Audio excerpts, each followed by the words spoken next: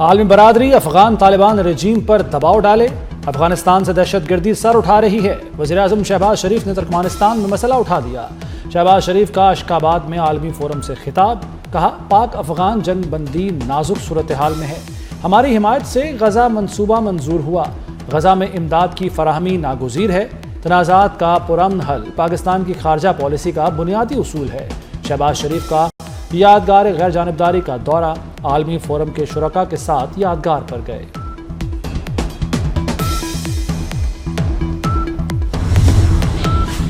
مودی دیکھ لیں، پیوٹن بھی شہباز شریف کے گرویدہ، روسی صدر نے ہاتھ تھاما تو چھوڑنا بھول گئے، دونوں رہنما طویل گفتگو میں کھو گئے، غیر رسمی ملاقات میں طویل مسافہ توجہ کا مرکز بن گیا، دونوں رہنما دیر تک ایک دوسرے کا ہاتھ تھامے کھڑے رہے، اہم عالمی اور علاقائی معاملات پر تبادلہ خیال کیا۔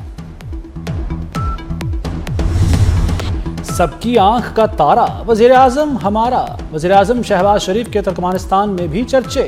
ترک صدر طیب اردوان سے ملاقات، پاک ترکی تاریخی اور گہرے برادرانہ تعلقات کی اہمیت کا اعادہ، شہباز شریف کا روابط مزید مستحکم کرنے کا عزم، وزیر اعظم سے ایرانی صدر مسعود پزشکیان کی بھی اہم ملاقات، دونوں رہنماؤں نے بیرونی جارحیت کے خلاف باہمی تعاون اور حمایت کو سراہا، شہباز شریف کی تاجکستان کے صدر امام علی اور کرغز صدر سادرجوف سے بھی ملاقات۔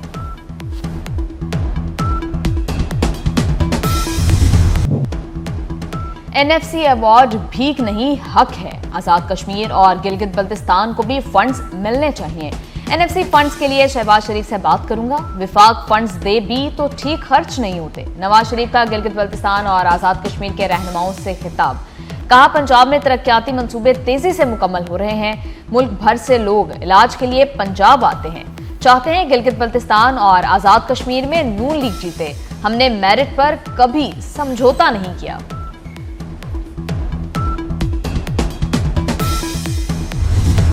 ہوشیار خبردار، نئے ٹیکسز کی بھرمار، حکومت آئی ایم ایف کی کڑوی گولی پھر نگلنے کو تیار، 23 کڑی شرائط مان لیں، بجلی، گیس اور فیول سمیت توانائی کے شعبے میں سبسڈی ختم ہوگی،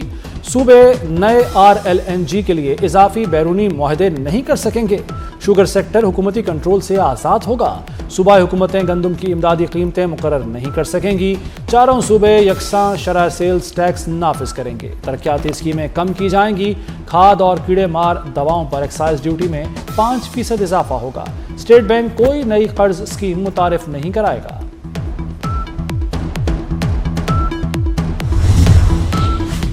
ایشیائی ترقیاتی بینک نے $54 کروڑ کے 2 اہم منصوبوں کی منظوری دے دی، $40 کروڑ سرکاری اداروں میں اصلاحات پر خرچ ہوں گے، $14 کروڑ کی امدادی رقم سندھ کے ساحلی علاقوں میں آفات سے بچاؤ کے لیے مختص، ورلڈ بینک نے پنجاب کے لیے $400 ملین کی منظوری دے دی، فنڈ سے پنجاب میں محفوظ پانی، صفائی اور حفظان صحت کی سہولیات بہتر ہوں گی۔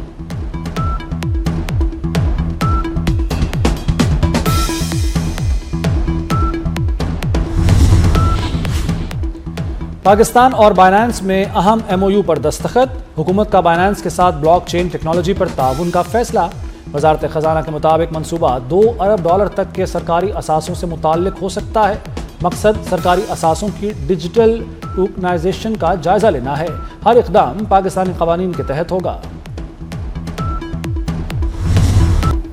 پانی پی ٹی آئی اور فیض حمید کا گٹھ جوڑ، حالیہ بحران کی جڑیں فیض حمید کے اقدامات سے ملتی ہیں، فیصلے سے ثابت ہو گیا کوئی قانون سے بالا تر نہیں، وفاقی وزیر طارق فضل چودھری کی پریس کانفرنس، کہا فیض حمید نے ریاستی عہدہ ذاتی مفاد کے لیے استعمال کیا، پانی پی ٹی آئی نے فوج میں تقسیم پیدا کرنے کی کوشش کی۔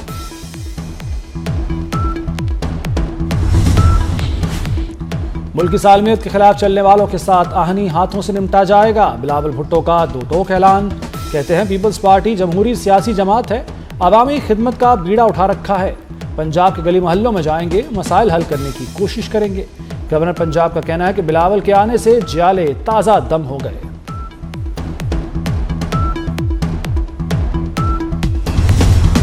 فیلڈ مارشل صاحب، امن کے لیے ہم آپ کے ہاتھ پر بیعت کرتے ہیں، مئی میں پاک بھارت جنگ میں کہا تھا مدارس کے 30 لاکھ طالب علم حکم کے منتظر ہیں، وطن کی سرحدوں کی حفاظت سپہ سالار اور نظریے کی حفاظت علماء کرام نے کرنی ہے۔ حافظ طاہر محمود اشرفی کا کنونشن سینٹر اسلام آباد میں قومی علماء مشائخ کانفرنس سے خطاب، مفتی عبدالرحیم کا فوج سے مکمل اظہار یکجہتی، علامہ شبیر حسن کی پاک فوج کے خلاف پروپیگنڈا کرنے والوں کی بھرپور مذمت، علامہ ضیاء اللہ شاہ بخاری نے کہا فیلڈ مارشل کی قیادت میں افواج پاکستان نے مارکہ حق میں تاریخی فتح حاصل کی۔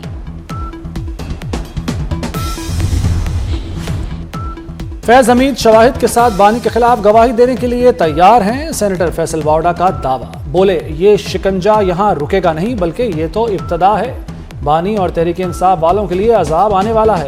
پی ٹی آئی اب صرف سوشل میڈیا کی جماعت رہ گئی، نفرت اور انتشار کے خلاف 1 انچ کی گنجائش نہیں۔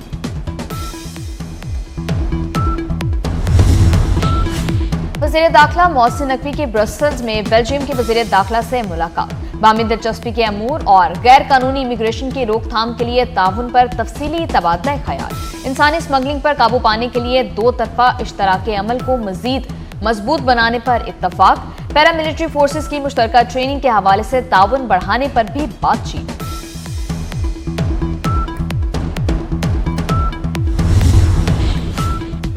زائرین عراق میں مقررہ وقت تک قیام کریں گے، مقررہ مدت سے زائد قیام کی اجازت نہیں ہوگی، پاکستانیوں عراقی ادارے رابطے میں رہیں گے۔ وزیر داخلہ محسن نقوی کی برسلز میں عراقی ہم منصب سے ملاقات، کہا پاکستانی زائرین کی سلامتی ترجیح ہے، فہرست والے زائرین ہی آ سکیں گے۔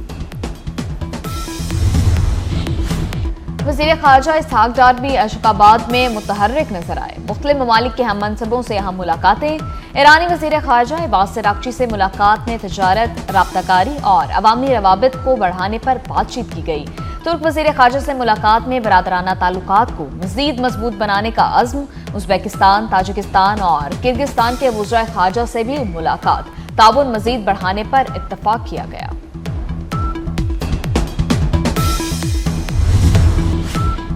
کراچی میں دندناتے واٹر ٹینکر نے ایک اور جان لے لی، کورنگی میں ٹینکر کی ٹکر سے 12 سالہ بچہ جاں بحق، مشتعل افراد کی ٹینکر کو آگ لگانے کی کوشش، پولیس نے ٹینکر تحویل میں لے لیا، ڈرائیور گرفتار۔ رواں سال مختلف ٹریفک حادثات میں مجموعی طور پر 806 افراد جاں بحق ہو چکے۔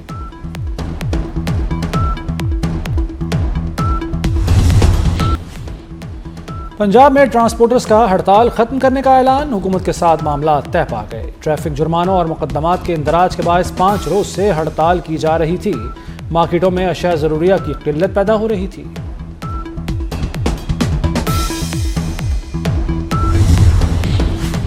پنجاب میں ٹریفک کی خلاف ورزیوں کے خلاف کریک ڈاؤن، محکمہ ایکسائز نے ریکوری کا نیا ریکارڈ بنا دیا، صرف ایک ہفتے میں 1 ارب 19 کروڑ 13 لاکھ روپے کی تاریخی ریکوری کر لی، بغیر نمبر پلیٹ اور بغیر ٹوکن گاڑیوں کے باعث ریکوری میں اضافہ ہوا، پچھلے سال صرف 46 کروڑ 14 لاکھ کی ریکوری ہوئی تھی۔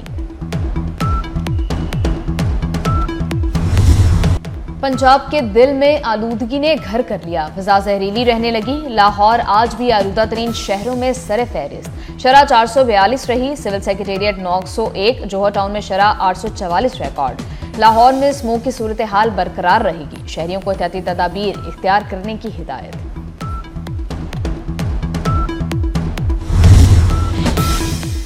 وزیر اعلیٰ پنجاب مریم نواز سے نیدرلینڈز کے سفیر کی ملاقات، اعلیٰ تعلیمی اداروں، ٹیکنیکل ٹریننگ، واٹر مینجمنٹ، تعلیم اور تحقیق میں ڈچ تعاون بڑھانے پر اتفاق۔ مریم نواز نے ڈچ کمپنیوں کی پاکستان میں موجودگی کو سرمایہ کاروں کا اعتماد قرار دیا۔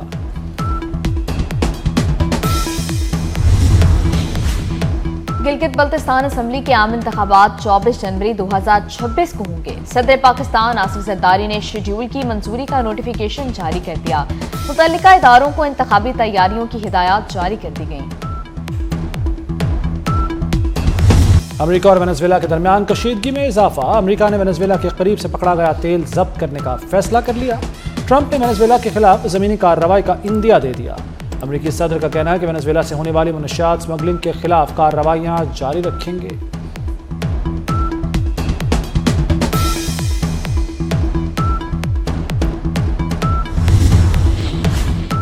چین میں دنیا کے سب سے بڑے ڈرون کا کامیاب تجربہ، جیوتیان نامی ڈرون نے صوبہ شانشی میں اپنی پہلی آزمائشی پرواز کامیابی سے مکمل کی، ڈرون 6000 کلو گرام تک وزن اٹھانے اور 12 گھنٹے تک پرواز کرنے کی صلاحیت رکھتا ہے۔ T20 ویمنز انڈر 19 میں بنگلہ دیش کے خلاف فتح، chairman P C B Mohsin Naqvi کی قومی ٹیم کو مبارکباد، کہا پاکستانی ٹیم نے بہترین کارکردگی دکھائی، بنگلہ دیش کو ہوم گراؤنڈ پر شکست دی، بنگلہ دیش کے خلاف سیریز میں فتح ٹیم ورک کا نتیجہ ہے۔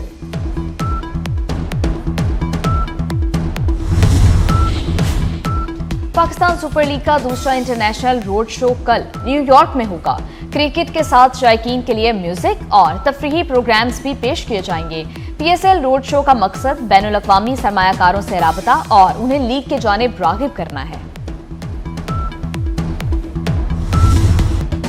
نیو یارک روڈ شو میں شرکت کے لیے قومی کرکٹرز امریکہ روانہ، سلمان علی آغا، شان مسعود شامل، سعود شکیل، سائم ایوب اور ابرار احمد بھی P S L new York road show کا حصہ ہوں گے۔ سابق کپتان رمیز راجہ اور گلوکار علی ظفر نیو یارک پہنچ چکے، سابق کپتان وسیم اکرم بھی شریک ہوں گے۔